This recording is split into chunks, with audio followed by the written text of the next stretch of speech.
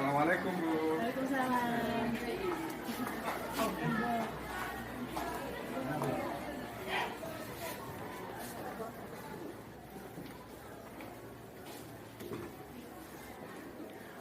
Gimana kabarnya Pak Alimin? Alhamdulillah hari ini sehat semua Bu. Maksudnya ini gimana? Oh iya. Ada apa ya? Kok tiba-tiba mau ke ruang kepala sekarang ya? Oke Bu, begini Bu, terkait dengan pelaksanaan pembelajaran yang sudah beberapa kali pertemuan, saya berkeinginan untuk berkonsultasi dengan panjenengan terkait dengan proses pembelajaran yang saya lakukan di kelas 7A. Kebetulan untuk materi ini, Permasalahannya apa ini? Permasalahannya? Akar masalahnya apa? nah, akar masalah dari kegiatan pembelajaran di kelas 7 semester 2 ini itu untuk materi potensi ekonomi lingkungan itu sangat banyak sekali. Jadi sangat banyak, sangat beragam. Nah, kalau boleh saya sampaikan bahwa untuk potensi ekonomi lingkungan itu ada tiga garis besar atau tiga sub materi pokok, dan itu sangat luas sekali. Nah, yang pertama terkait dengan potensi sumber daya alam.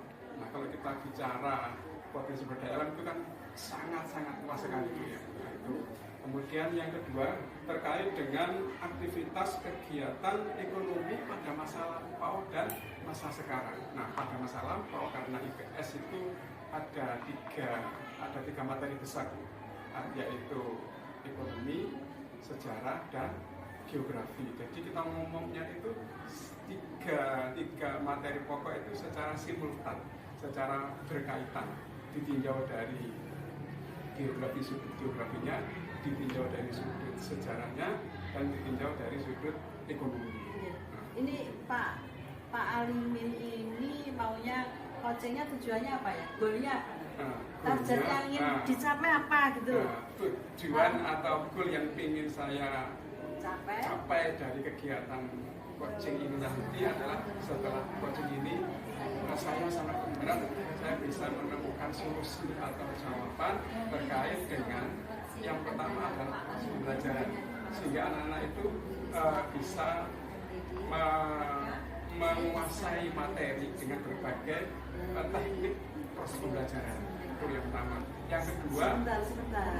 Goalnya tadi anak-anak menguasai teknik, menguasai materi terkait dengan proses pembelajaran. menguasai materi ya. Tiga materi tadi terkait dengan proses pembelajaran. Dan juga Karena kan kita kekurangan siswa materinya banyak.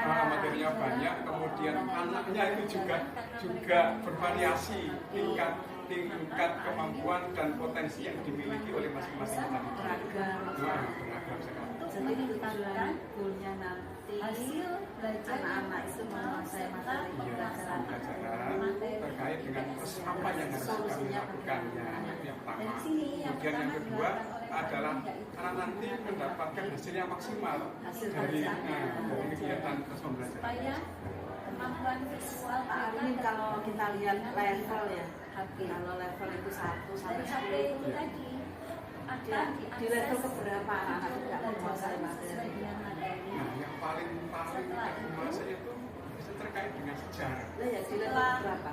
Katakan kalau Kalau level sejarah itu 10 itu anak-anak sangat menguasai, ya. menguasai. Terus level 1 ini tidak menguasai, level Iya, kalau di rata-rata itu anak-anak itu masih di level 6. Oh, rasanya dalam asesmen Pak Alimin akan menjalankan Masih jauh. dan kurang 4 level. karena dari dirasa aplikasi yang Kira-kira apa ya anak-anak itu kok tidak bisa menguasai? Apakah memang materinya tadi yang diceritakan Pak Aziz terlalu gemuk gitu ya? Terlalu gemuk ya kan begitu ya? Terlalu gemuk kemudian atau bagaimana alokasi waktu yang Pak Alimin laksanakan anak berusaha untuk Ya, melakukan sementara ini begini, presentasi kalau dari anak-anak sekarang kan pengetahuan yang setelah masa pandemi, setelah masa COVID ini kan anak-anak lebih sering kalau bermain HP ya. Iya, kalau bermain HP, sehingga kalau minat baca anak itu akhirnya kan meningkatkan dengan kegiatan-kegiatan habis COVID atau habis pandemi. penguasaan Karena itu sementara kalau sejarah kan materinya harus membaca, pembahasan materi siswa materinya di dalam pembelajaran Atau enggak? serta Berarti dalam sudah ketemu serta ya, menyesuaikan misalnya tadi Iya. kan anak-anak dengan kurikulum tidak suka membaca, Ah. kemudian suka HP-an, Iya. dia, Iya. terus materinya gemuk. Ah. Kalau ini dikaitkan, saling keterkaitan, saling dipadukan gitu, untuk bagaimana antara minat HP dengan apa minat HP-nya dengan membaca tadi, dengan materi yang gemuk tadi, misalkan kan ada masalah harus Iya. dikelola gimana?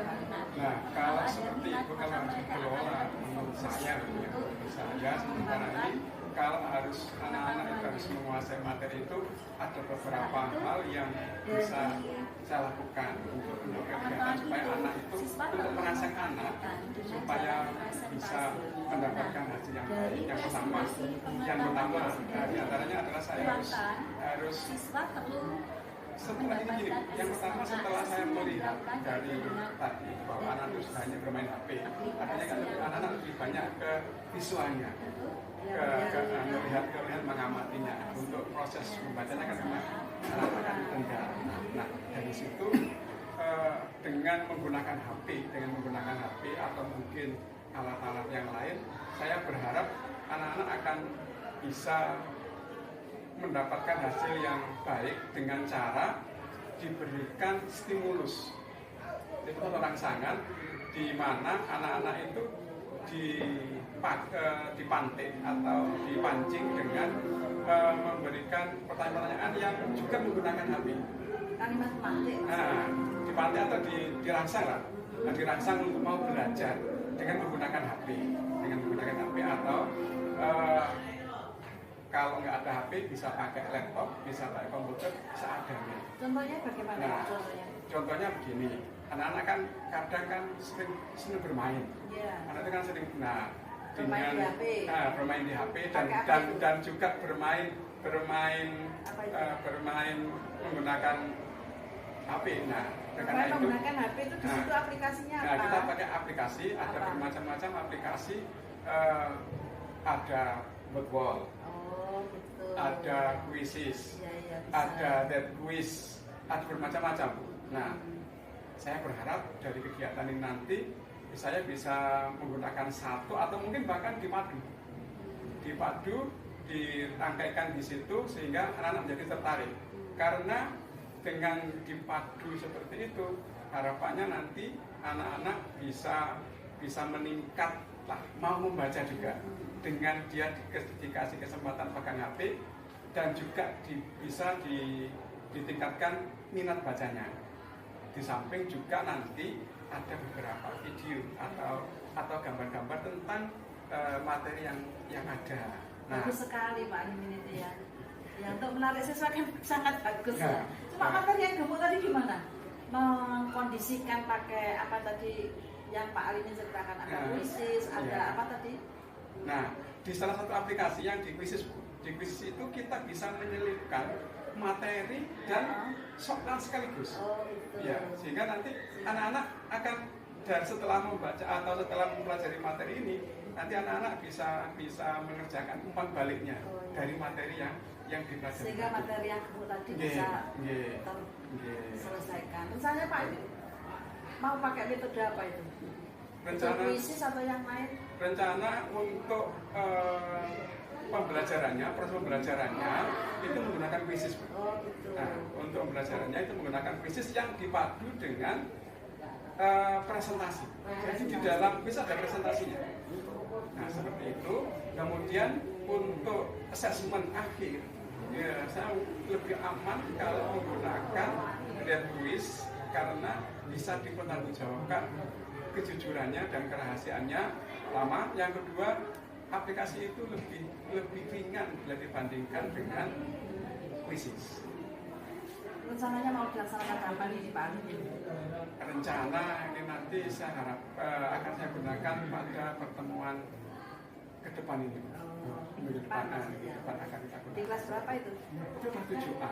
Saya kan mengajar 7A, 7B dan 7C. Sehingga semuanya nanti akan saya coba untuk menggunakan di kelas ketiga kelas. Ya, metode quizzes. Nah, Ya, jadi berarti gimana Pak Alimin sudah berarti tahu minggu depan ya itu ya? Iya.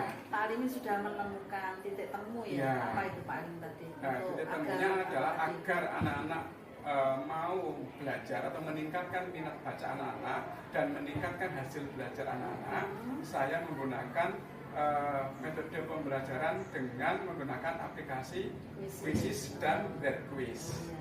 Terus yang materi yang gemuk tadi bisa ya? Materi itu bisa, Bu. Nanti bisa ditampilkan tidak hanya sebatas presentasi, tapi juga ditampilkan dalam bentuk video. Oh iya.